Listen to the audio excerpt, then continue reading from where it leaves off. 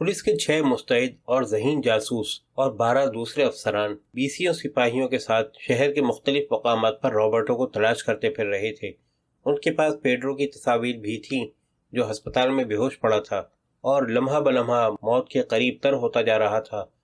अब तक किसी ने इकरार नहीं किया था कि वो इस शख्स से वाकिफ है। क्यूबा का एक भी बाशिंदा इस बारे में जबान खोलने पर आमादा नहीं था। रॉबर्टो को भी किसी ने नहीं देखा था। विंटोस ने ताकीद कर दी थी और ये बात जंगल की आग की तरह क्यूबा के तमाम लोगों में फैल चुकी थी। पुलिस के तमाम लोग बुरी तरह ख्वार हो रहे थे। सर्जन टॉम और उसका साथी मैक्स साहिली इलाके में घूम रहे थे। टॉम का गुस्सा बढ़ता जा रहा था। वो क्यूबा के लोगों की 7 पुश्तों को कोस रहा था, इन्हें बेभाव की सुना रहा था।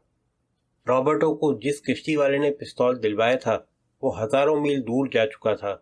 रिकॉर्ड से मालूम हुआ था कि रॉबर्टो ने पिस्तौल वापस नहीं किया था। टॉम का ख्याल था कि बंदरगाह के चौकीदारों को रॉबर्टो के बारे में मालूम होगा, लेकिन इन्हें बंदरगाह के इलाके में घूमते हुए कई घंटे हो चुके थे और अब तक किसी भी शख्स ने रॉबर्टो के बारे में एक लफ्ज भी नहीं कहा था। टॉम का पारा चढ़ा हुआ था। उसका मूड इंतहाई नाखुशगवार हो रहा था कि मैक्स ने खाकी वर्दी में मलबूस 2 मुसल्लह मुहाफिजों की तरफ इशारा किया जो एक चबूतरे पर बैठे बातें कर रहे थे। वो दोनों उनके पास पहुंच गए। टॉम ने अपना शनाख्ती कार्ड दिखाया और रॉबर्टो की तस्वीर दिखा के पूछा, इस शख्स को जानते हो? अधेड़ उम्र और भारी भरकम मुहाफिज ने तस्वीर को बगौर देखा और फिर अपने नौजवान साथी की तरफ बढ़ा दी। नौजवान ने भी तस्वीर को गौर से देखा और बोला, ये तो रॉबर्टो है। वो किसी जमाने में यहाँ एक कश्ती पर काम करता था। जी हाँ, अधेड़ उम्र मुहाफिज ने कहा, इसका ताल्लुक क्यूबा से है। वो किसी मुसीबत में तो नहीं फंस गया है? उससे हमें अहम मालूमात हासिल हो सकती हैं।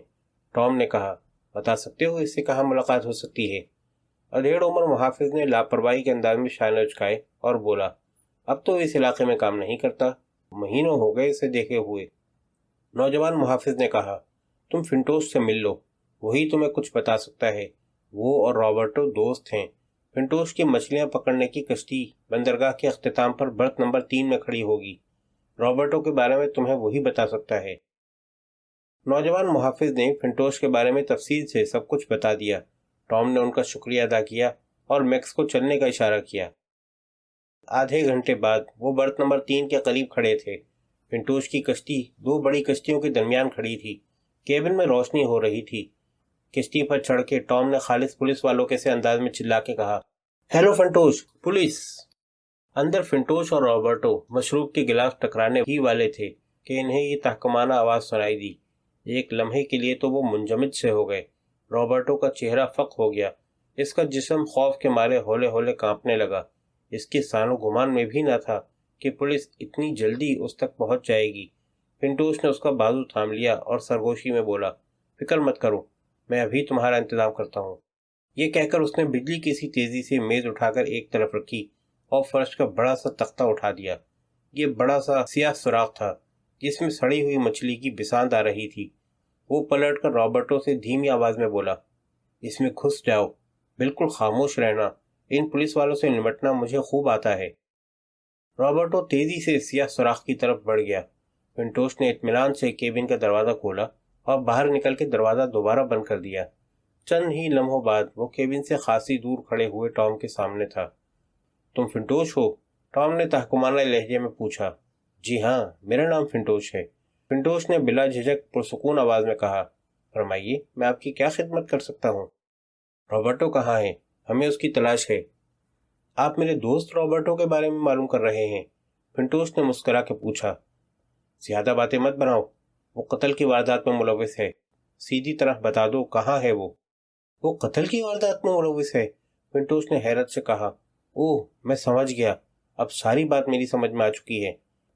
क्या बात समझ में आ गई है? टॉम ने बदस्तूर सख्त लहजे में पूछा। बात यह है जनाब कि मेरा दोस्त रॉबर्टो कल रात मेरे पास आया था। वो कुछ घबराया हुआ और परेशान दिखाई दे रहा था। उसने बताया कि वो फौरी तौर पर हवाना जा रहा है और इसे पैसों की अशद ज़रूरत है। मैं अपने दोस्तों का बहुत ख्याल रखता हूँ, उनकी हर मुमकिन जायज़ मदद करता हूँ। मेरी एक आदत ये भी है कि मेरा कोई दोस्त मुसीबत में होता है तो मैं सवालात नहीं करता।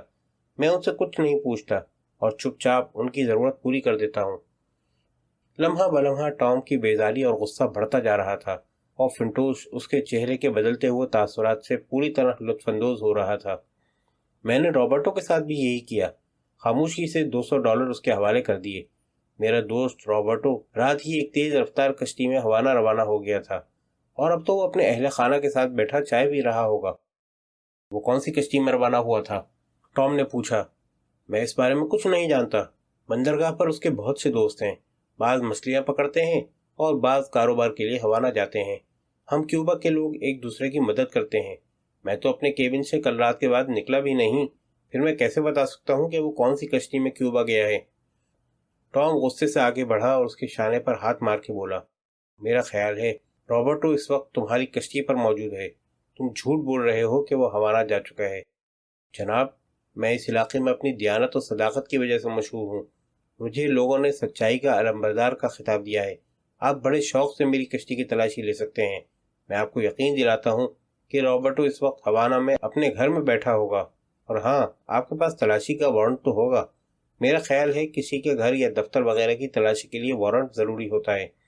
چند ماہ پہلے ایک بڑے پولیس افسر نے بغیر وارنٹ میرے دوست کے گھر کی تلاشی لی تھی اور وہ اپنی ملازمت سے ہاتھ دھو بیٹھا تھا۔ ٹام نے اپنی ٹائی ڈھیلی کی اور قدرے نرم لہجے میں بولا، زیادہ ہوشیار بننے کی کوشش مت کرو فنٹوش، یہ قتل کا کیس ہے اور تم بھی اعانت کے جرم میں پھنس سکتے ہو۔ تمہیں بآسانی 5 سے 10 سال کی سزا ہو سکتی ہے۔ میں تم سے پھر پوچھ رہا ہوں، رابرٹو کہاں ہے؟ فنٹوش نے نفی میں سر ہلایا اور بولا، میں تمہیں بتا چکا ہوں کہ اس وقت وہ ہوانہ میں ہوگا۔ میں کبھی جھوٹ نہیں بولتا۔ چاہو تو کیوبا کے کسی بھی باشندے سے پوچھ سکتے ہو۔ وارنٹ کو رہنے دو، اچھی طرح تلاشی لے لو، پھر تمہیں یقین آ جائے گا کہ لوگ مجھے سچائی کا علمبردار ایسے ہی نہیں کہتے۔ ٹام کا دل چاہا کہ دروازہ کھول کے کیبن کی تلاشی لے لے، مگر دوسرے ہی لمحے اس نے خود پر قابو پا لیا، اپنی خواہش کو دبا لیا۔ اسے یقین تھا کہ تلاشی لینے پر رابرٹو نہ ہوا تو فنٹوش میئر سے اس کی شکایت کر دے گا۔ وہ اس بارے میں اپنا قانونی حق استعمال کرے گا۔ ٹام نے طے کیا کہ وہ اب اس خطرناک معاملے میں نہیں پڑے گا اور چیف کو صورتحال سے آگاہ کر دے گا۔ فنٹوش نے اس کے چہرے کے تاثرات سے اندازہ لگا لیا کہ اس کا اندھیرے میں پھینکا ہوا تیر صحیح نشانے پر لگا ہے۔ ٹام اس کے فریب میں آ چکا تھا۔ فنٹوش نے ایک جمائی لی اور بولا، مجھے نیند آ رہی ہے جناب، میں جلدی سونے کا عادی ہوں۔ آپ کو بھی نیند آ رہی ہوگی۔ شب بخیر۔ فنٹوش کیبن کی طرف چل دیا۔ ٹام نے ایک گہرا سانس لیا اور میکس کو چلنے کا اشارہ کر کے آگے بڑھ گیا۔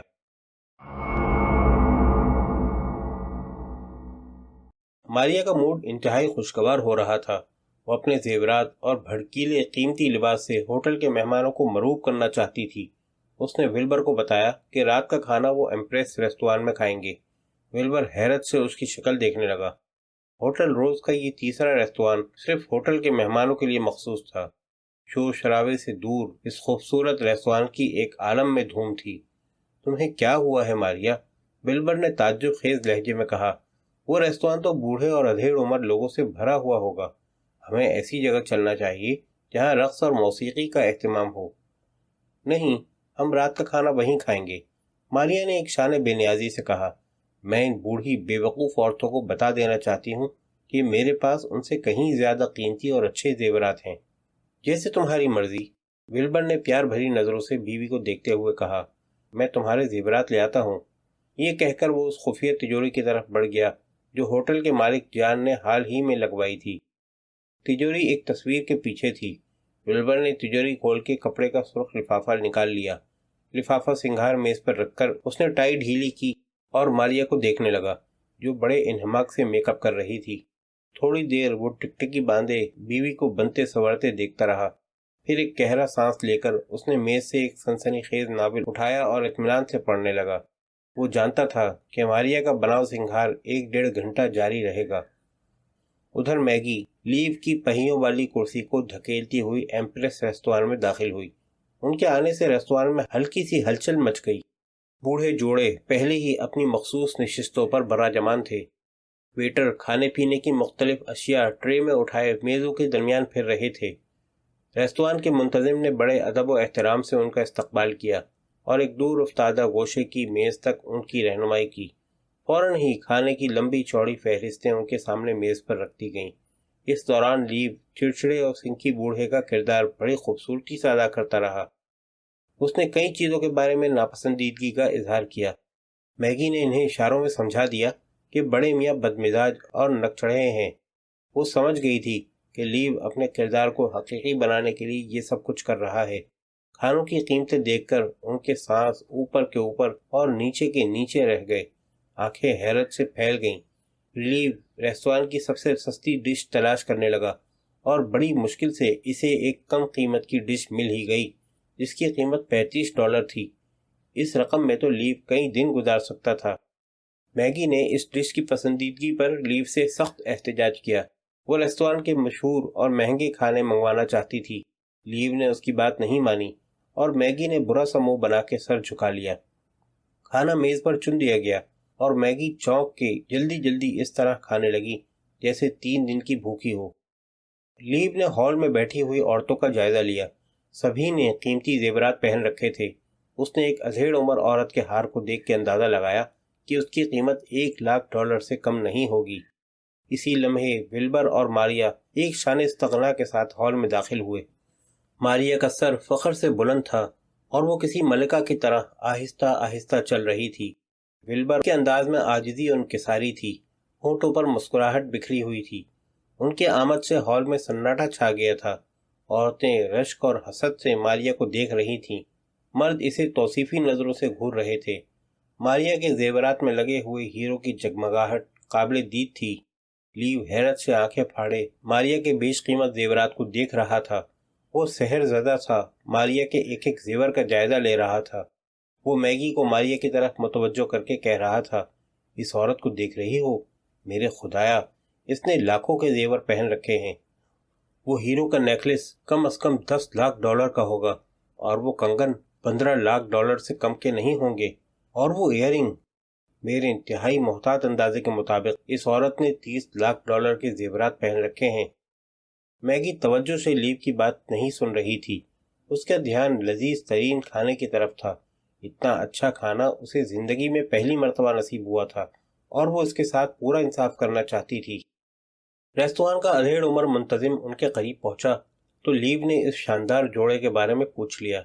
मुंतजिम ने तफसील से विल्बर और मारिया का तारुफ कराया और दूसरी मेज की तरफ बढ़ गया। उसने ये भी बता दिया था कि दोनों हनीमून मना रहे हैं और अगले 10 रोज उनका क़याम यहीं रहेगा। लीव कॉफ़ी की चुस्कियां लेते हुए इन दोनों के बारे में सोच रहा था। अपनी याददाश्त के खाने में इन्हें टटोल रहा था और फिर इसे याद आ गया कि विल्बर टेक्सास के अरबपति तेल के ताजिर सलास का अकलौता बेटा था। मारिया ने बहू होने के नाते 30 लाख के जेवरात पहन रखे थे तो ये कोई ताज्जुब खेज बात नहीं थी। लीव ने अपनी ठोरी खुजाई और जेवरात के बारे में सोचने लगा। उसका जहन तेजी से काम कर रहा था। अगर वो जेवरात किसी तरह उनके हाथ आ जाए तो होटल की तिजोरी साफ करने की जरूरत ही पेश नहीं आएगी। इस वक्त तो तिजोरी में झाड़ू फेरने का काम यकीनी मालूम होता था, लेकिन अब लीव इस बारे में ज्यादा पुरयकीन नहीं था। तिजोरी का माल उड़ाने से कहीं ज्यादा आसान इस फैशन ज़दा करोड़पति औरत के जेवरात पर हाथ साफ करना था। लीव ने फिर चमकते दमकते जेवरात पर नजरें जमा दी। उसके दिल में लाखों डॉलर के हीरे हासिल करने की ख्वाहिश बड़ी शिद्दत से उभरी।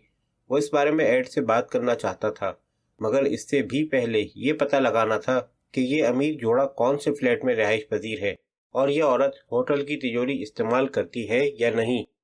बहुत सी अमीर, लापरवाह और गैर जिम्मेदार औरतें इतनी जहमत गवारा नहीं करती। खुसूसन सीमावी तबीयत की औरतें ऐसे झमेलों से कतराती हैं। वो इस बात पर भी पुख्ता यकीन रखती हैं कि जेवरात उनके कमरों में इतने ही महफूज हैं जितने होटल की तिजोरी में। लीव ने बगौर मारिया का जायजा लिया था और वो उसे बेचैन तबीयत की इंतहाई लापरवाह और बिगड़ी हुई औरत लगी थी। लीव थोड़ी देर सोचता रहा, फिर उसने मैगी को चलने का इशारा किया। मैगी का दिल उठने को नहीं चाह रहा था, मगर लीव के सद रवैये को देखकर उसे सदाए एहतजाज बुलंद करने की हिम्मत नहीं पड़ी। चुपचाप निशिस्त से उठकर मैगी ने लीव की पहियों वाली कुर्सी को संभाल लिया। मैगी को कुर्सी धकेलते देख के खुशपोश मैनेजर आगे बढ़ा और अदब से अपनी खिदमत पेश की और लीव ने एक उम्र रसीदा चिड़चिड़े शख्स की अदाकारी करते हुए उसे बुरी तरह झिड़क दिया। कमरे में पहुंचते ही वो पहियों वाली कुर्सी से उतरा, अपने लिए एक जाम बनाया اور ایک آرام دہ کرسی پر بیٹھ کے ہلکی ہلکی چسکیاں لینے لگا۔ گلاس خالی کر کے اس نے میز پر رکھ دیا اور میگی سے بولا، عمل کا وقت آ پہنچا ہے میری جان، نرس کی ویزار کن وردی اتارو اور بھڑکدار لباس پہن کر معلومات حاصل کرنا شروع کر دو۔ مائک کو بلاؤ، میں اس سے بات کرنا چاہتا ہوں۔ 10 منٹ بعد میگی لیو کی ہدایت کے مطابق جدید تراش کے چست اور مختصر لباس میں بجلیاں گراتی آ پہنچی۔ اگلے 20 منٹ لیو انتظار کرتے ہوئے سوچتا رہا، پھر مائک ڈرائیور کی وردی میں ملبوس آ پہنچا۔ لیو نے بغور اس کا جائزہ لیا۔ یہ شخص ان کی دنیا کا نہیں تھا، وہ کثرتی بدن کا مستعد فوجی افسر تھا۔ لیو کو تعجب ہو رہا تھا کہ اس نے اپنی لائن سے باہر کے آدمی سے کیسے سمجھوتا کر لیا۔ اصولی طور پر تو لیو کو اسے دیکھتے ہی انکار کر دینا چاہیے تھا۔ لیو نے گہرا سانس لیا اور بولا، آؤ مائک، اپنے لیے ایک جام بنا لو۔ شکریہ لیو، میں نہیں پیوں گا۔ مائک نے آہستگی سے دروازہ بند کر دیا اور لیو کے سامنے ایک کرسی پر بیٹھ گیا۔ میگی نے بتایا تھا کہ تم مجھ سے ملنا چاہتے ہو، پہلے یہ بتاؤ کہ ہوٹل کیسا ہے؟ لیو نے پوچھا۔ اچھا ہے، عملے کو اچھی سہولتیں دی گئی ہیں۔ پارک کے اختتام پر مہمانوں کے ملازمین کے لیے ایک عمدہ ریستوران بنایا گیا ہے، کھانا اچھا ملتا ہے۔ میں ابھی وہیں سے کھانا کھا کے آ رہا ہوں۔ میں ایک محافظ کے برابر بیٹھا تھا جس کی تھوڑی دیر پہلے ہی ڈیوٹی ختم ہوئی تھی۔ اس نے تاڑ لیا کہ میں فوج میں رہ چکا ہوں۔ اس کا نام ڈیوڈ ہے اور میری طرح وہ بھی فوج میں سارجنٹ رہ چکا ہے۔ بہت ہی باتونی تھا وہ۔ میں ریستوران پہنچا تو دوسرا محافظ کھا پی کے رخصت ہو رہا تھا۔ وہ ڈیوڈ سے عمر میں بڑا ہے اور یہی وجہ ہے کہ دونوں میں ذہنی ہم آہنگی نہیں ہے۔ ڈیوڈ کو مجھ سے مل کر بے حد خوشی ہوئی تھی اور اسی کے نتیجے میں وہ مستقل میرا دماغ کھاتا رہا۔ بہت خوب، لیو نے مسکرا کے کہا، وہ تمہارا جتنا دماغ کھاتا ہے کھانے دو، اسے بولنے دو، اس کا بولتے رہنا ہی تمہارے لیے اچھا ہے۔ میں ایک جوڑے کے بارے میں جاننا چاہتا ہوں۔ میں ولور اور ماریا کے بارے میں مکمل معلومات حاصل کرنا چاہتا ہوں۔ ماریا بہت بھاری اور بیش قیمت ہیرو کے زیورات پہنے ہوئے تھی۔ یہ پتہ کرو کہ سونے سے پہلے وہ اپنے زیورات ہوٹل کی بڑی تجوری میں رکھنے کے لیے محافظوں کے حوالے کرتی ہے یا نہیں۔ عجلت کی ضرورت نہیں ہے مائک، ہمارے پاس 2-3 روز ہیں۔ بس تم اس باتونی محافظ کو بولنے دو، اسے بولنے کے لیے اکساتے رہو، وہ خود ہی سب کچھ اگل دے گا۔ محافظ کو یہ ظاہر کر دینا کہ تمہارے باس کے ولبر اور ماریا سے اچھے خاصے مراسم ہیں۔ میں چاہتا ہوں کہ تم ہوٹل کے دونوں جاسوسوں کو بھی جانچتے رہو، ان پر گہری نظر رکھو۔ مجھے معلوم ہوا ہے کہ وہ پکے خبیث ہیں، اپنے کام میں انتہائی ماہر اور مستعد ہیں۔ مائک نے اس بات میں سر ہلایا۔ اس کے سینے میں پھر درد ہونے لگا تھا، لمحہ بلمحہ درد شدید تر ہو رہا تھا۔ اس نے بمشکل تمام اپنے آپ پر قابو پاتے ہوئے کہا، ٹھیک ہے، ڈیوڈ نے رات گئے مجھ سے ملنے کے لیے کہا ہے، میں اسے آج ہی لائن پر لگا دوں گا۔ وہ اٹھ کھڑا ہوا اور چہرے پر کرب اور تکلیف کے آثار آنے سے روکتے ہوئے بولا، میں ذرا تازہ ہوا میں سانس لوں گا، شب بخیر۔ لیو اسے رخصت ہوتے ہوئے دیکھتا رہا۔ اسے اچانک ہی بے چینی محسوس ہونے لگی۔ اس لمبے چوڑے شخص میں کوئی نہ کوئی گڑبڑ تھی۔ اس کی آنکھوں کے گرد پڑے ہوئے سیاہ حلقے بلا وجہ نہیں تھے۔ بغیر کسی سبب کے اس کی پیشانی پر پسینے کے قطرات نہیں جھلملا رہے تھے۔ کوئی نہ کوئی وجہ ضرور تھی۔ ممکن ہے اسے معمولی سا بخار آ رہا ہو۔ اسے معلوم تھا کہ مائک ویتنام میں رہا تھا۔ ضرور کوئی چھوٹی سی بات تھی، ایک آدھ روز میں وہ ضرور ٹھیک ہو جائے گا۔ لیو سر کا پچھلا حصہ کھجاتے ہوئے مائک کے بارے میں سوچتا رہا۔ پھر اس کی توجہ ماریا کے ہیرو کے قیمتی زیورات کی طرف مبذول ہو گئی۔ وہ ان کو حاصل کرنے کی کوئی معقول تدبیر سوچنے لگا۔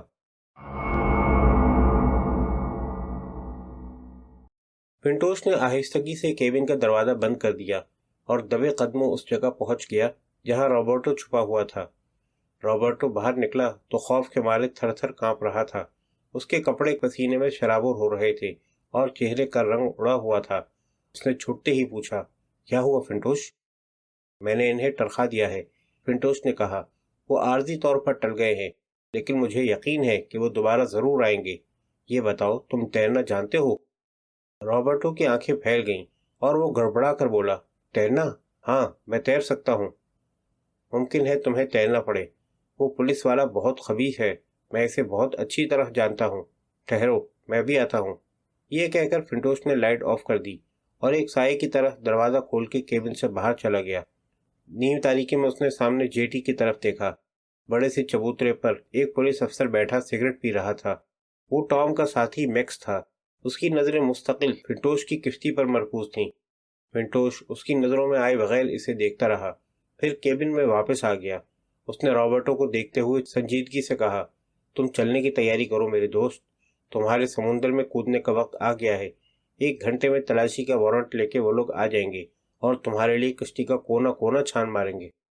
مگر میں تیر کے جاؤں گا کہاں؟ رابرٹو نے کپکپاتی آواز میں پوچھا۔ تمہیں زیادہ دور تک نہیں تیرنا پڑے گا، بندرگاہ کی سمت تیسری کشتی تک تمہیں جانا ہوگا۔ کشتی کا مالک میرا بہترین دوست ہے، اس سے کہنا کہ میں نے تمہیں بھیجا ہے۔ پھر میرے کیبن میں اندھیرا ہوتے ہی تم واپس آ جانا، مجھے یقین ہے کہ تمہیں کوئی مشکل پیش نہیں آئے گی۔ ادھر ٹام کا فون ملتے ہی فریڈ نے 1.5 گھنٹے میں تلاشی کا وارنٹ حاصل کیا اور ہیڈ کوارٹر کے 4 افسروں کو فنٹوش کی کشتی کی طرف روانہ کر دیا۔ فنٹوش کا اندازہ درست ثابت ہوا۔ پولیس والوں نے پوری کشتی کو کھنگال دیا اور مایوس و نامراد ہو کر واپس چلے گئے۔ رابرٹو اس وقت کشتی پر موجود ہوتا تو اس کی گرفتاری یقینی تھی۔ فنٹوش کشتی کے عرصے پر کھڑا پولیس والوں کو جاتے دیکھتا رہا۔ اس کے ہونٹوں پر فاتحانہ مسکراہٹ بکھری ہوئی تھی۔ ان کی نظروں سے اوجھل ہوتے ہی فنٹوش کیبن میں داخل ہوا اور لائٹ بجھا دی۔ آدھے گھنٹے بعد رابرٹو واپس کشتی پر آ گیا۔ اس کے کپڑے بھیگے ہوئے تھے اور وہ اب بھی خوف سے کپکپا رہا تھا۔ فنٹوش نے اطمینان سے پیر پھیلاتے ہوئے کہا، وہ لوگ اب ہمیں پریشان نہیں کریں گے، تم خشک کپڑے پہن لو اور سو جاؤ۔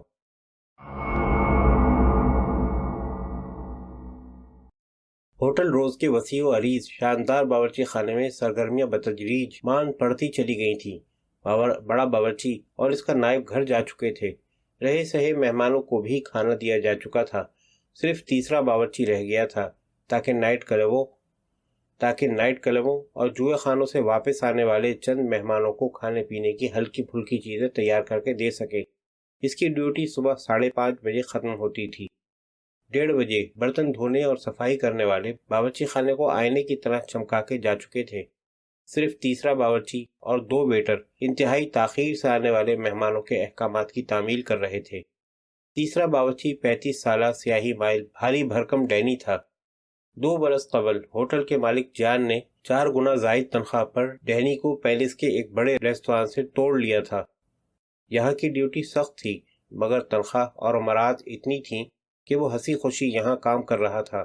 پھر یہاں ترقی کے امکانات بھی روشن تھے، کام بھی زیادہ نہیں تھا۔ وہ اپنا زیادہ تر وقت بڑے باورچی کے دفتر میں کھانے پکانے کی کتابیں پڑھنے اور پیرس میں اپنے ذاتی ریستوران کی منصوبہ بندی میں گزارتا تھا۔ کبھی کبھار فون کی گھنٹی بجتی اور وہ آرڈر نوٹ کر کے باورچی خانے کی طرف دوڑ پڑتا تھا۔ اس وقت بھی وہ بڑے باورچی کے دفتر میں بیٹھا خیالی پلاؤ پکا رہا تھا۔ دونوں ویٹر یہاں سے خاصی دور ایک کمرے میں بیٹھے اونگ رہے تھے۔ 2:30 بجے انیتا ننگے پاؤں ایک روح کی مانند بے آواز چلتی ہوئی باورچی خانے میں داخل ہوئی۔ دروازہ بند کر کے وہ چند لمحے ساکت کھڑی سنگن لیتی رہی۔ شام کے فرائض ادا کر کے انیتا ہوٹل کے تہخانے میں واقع عورتوں کے غسل خانے میں چھپ گئی تھی۔ غسل خانے سے 10 گز دور سیڑھیاں تھیں، یہی راستہ باورچی خانے کو جاتا تھا۔ غسل خانے کے ایک چھوٹے کمرے میں وہ فرش پر اکڑو بیٹھی انتظار کرتی رہی تھی۔ یہ بے آرام انتظار انتہائی تکلیف دہ اور اذیتناک ثابت ہوا تھا۔ عام حالات میں ہزاروں ڈالرز کے عوض بھی وہ یہ انتظار نہ کرتی، مگر اپنے جانی پیڈرو کے لیے وہ اس سے بھی بڑی تکلیف سہ سکتی تھی۔ ہوٹل کے جاسوس اسکاٹ نے انیتا کو بے حد خوفزدہ کر دیا تھا۔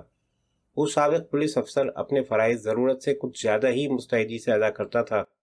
اس نے آتے ہی ہوٹل کی بے قاعدگیوں اور گھپلوں کو روک دیا تھا، اور یہی وجہ تھی کہ ہوٹل کے تقریباً تمام ملازمین اس سے شدید نفرت کرتے تھے۔ اسکاٹ عام جاسوسوں کی طرح سگریٹ پیتے ہوئے کسی گڑبڑ کا انتظار نہیں کرتا تھا۔ رات میں وہ راہداریوں، ریستورانوں اور باورچی خانے کے مختلف شعبوں میں چکراتا پھرتا تھا۔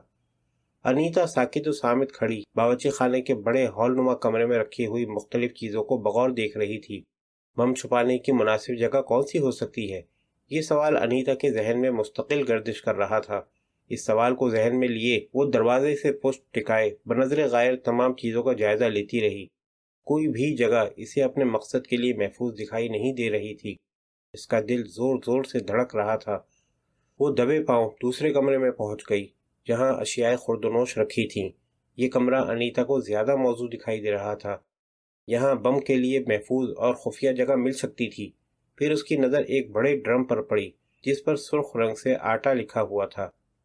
انیتا نے ڈرم کا ڈھکنا اٹھایا اور آٹے کی سفید سطح کو گھورتے ہوئے سوچتی رہی، اور پھر اس نے قدموں کی چاپ سنی۔ اس کا دل جیسے اچھل کے حلق میں آ گیا۔ کوئی بڑے کمرے سے اس اسٹور روم کی طرف آ رہا تھا۔ انیتا نے جلدی سے ڈھکنا رکھ دیا اور بوکھلائے ہوئے انداز میں ادھر ادھر دیکھنے لگی۔ وہ چھپنے کے لیے مناسب جگہ تلاش کر رہی تھی، مگر ایسی کوئی بھی جگہ نہیں تھی جہاں وہ آنے والے کی نظروں میں آئے بغیر رہ سکتی۔ کہیں اسکاٹ تو نہیں آ گیا؟ یہ سوال انیتا کے دماغ میں ہتھوڑے کی طرف برس رہا تھا۔ پھر اس کا دھیان پیڈرو کی طرف گیا۔ اگر اسکاٹ نے اسے یہاں دیکھ لیا تو اسے لازماً نوکری سے نکال دیا جائے گا۔ وہ اسے چوری کے الزام میں بھی گرفتار کروا سکتا تھا۔ پھر پیڈرو کو بچانے کی کوئی راہ نہیں رہے گی۔ انیتا نے دل کڑا کیا اور اسٹور روم کے دروازے کی طرف بڑھی، اور پھر اس کا سانس اوپر کا اوپر اور نیچے کا نیچے رہ گیا۔ اس کے سامنے ڈینی کھڑا تھا۔ انیتا، تم یہاں کیا کر رہی ہو؟ ڈینی نے پوچھا۔ انیتا بمشکل تمام مسکرائی اور اس کی طرف بڑھتے ہوئے بولی، میں تمہیں تلاش کر رہی تھی۔ ڈینی پلکیں جھپکائے بغیر بڑی بڑی سیاہ آنکھوں اور گداز جسم کی مالک انیتا کو دیکھتا رہا۔ ایک عرصے سے ڈینی کی اس پر نظر تھی۔ وہ اسے پھانسنا چاہتا تھا اور چارے کے طور پر اکثر اسے بچا کچا کھانا دے دیا کرتا تھا۔ ڈینی اس دلکش لڑکی کے قربت کے سپنے دیکھتا رہا تھا، اور اب رات کے 2:30 بجے وہ اس کے رنگین سپنوں کی تعبیر کی صورت میں اس کے سامنے کھڑی تھی۔ یہ اس کی خوش بختی تھی کہ وہ اسے تلاش کر رہی تھی۔ جذبات نے ڈینی کی عقل پر پردہ ڈال دیا تھا۔ اس نے یہ سوچنے کی زحمت ہی گوارا نہیں کی کہ وہ رات کے اس پہر ہوٹل میں کیا کر رہی ہے۔ وہ تو بس اپنے، انیتا اور بڑے باورچی کے دفتر کے بارے میں سوچ رہا تھا۔ ڈینی نے انیتا کے دونوں بازو تھام لیے۔ چند لمحے وہ اسے دیکھتا رہا اور پھر اسے اپنے سینے سے لگا لیا۔ انیتا نے ڈینی کے غلیظ اور ناپاک لمس کو محسوس کرتے ہی آنکھیں بند کر لی اور سوچنے لگی، پیڈرو میری جان، میں تمہاری امانت ہوں، مگر میں یہ سب تمہارے لیے ہی کر رہی ہوں۔ مجھے معاف کرنا پیڈرو، میں مجبور ہوں، تمہارے لیے، صرف تمہارے لیے مجبور ہوں۔ آؤ دفتر چلتے ہیں، ڈینی نے جذبات سے بوجھل آواز میں کہا۔ وہاں کوئی بھی ہمیں ڈسٹرب نہیں کرے گا۔ انیتا کا بازو تھامے ڈینی بڑے باورچی کے دفتر کی طرف چل دیا۔ اس کے ساتھ چلتے ہوئے انیتا نے بم چھپانے کے لیے آٹے کے ڈرم کو استعمال کرنے کا تہیہ کر لیا۔ اب اسے کسی نہ کسی طرح ڈینی سے پیچھا چھڑانا تھا۔ وہ دل ہی دل میں خدا سے اپنی عصمت کی حفاظت کی دعائیں مانگنے لگی۔ خدا نے انیتا کی سن ہی لی۔ وہ ڈینی کے ساتھ بڑے باورچی کے دفتر میں داخل ہوئی ہی تھی کہ میز پر رکھے ہوئے ٹیلی فون کی گھنٹی بجنے لگی۔ ڈینی کو یوں محسوس ہوا جیسے اس کے سر پر کسی نے ہتھوڑا مار دیا ہو۔ وہ یکایک جیسے ہوش میں آ گیا۔ اسے اپنی حماقت کا احساس ہوا۔ اس معمولی عورت کی قربت کی خاطر وہ اپنے مستقبل کو داؤ پر لگا رہا تھا۔ وہ انیتا کو دیکھنے لگا جو اب اسے بہت بری لگ رہی تھی۔ ڈینی نے ریسیور اٹھا کے کان سے لگا لیا۔ دوسری طرف کسی بدمزاج مہمان نے اسے کھانے کا آرڈر دیا اور سلسلہ منقطع کر دیا۔ ڈینی نے ریسیور کریڈل پر رکھا اور دروازے کی طرف بڑھتے ہوئے انیتا سے بولا، بھاگ جاؤ یہاں سے، جلدی سے دفع ہو جاؤ۔ انیتا خدا کا لاکھ لاکھ شکر ادا کرتی ہوئی دفتر سے نکل گئی اور طویل راہداری کی طرف بڑھنے لگی جو مہمانوں کے ملازمین کے لیے بنائے گئے ریستوران تک جاتی تھی۔ وہ جوتے ہاتھ میں لیے ہوٹل سے باہر نکلنے کے مختصر راستے پر دوڑ رہی تھی۔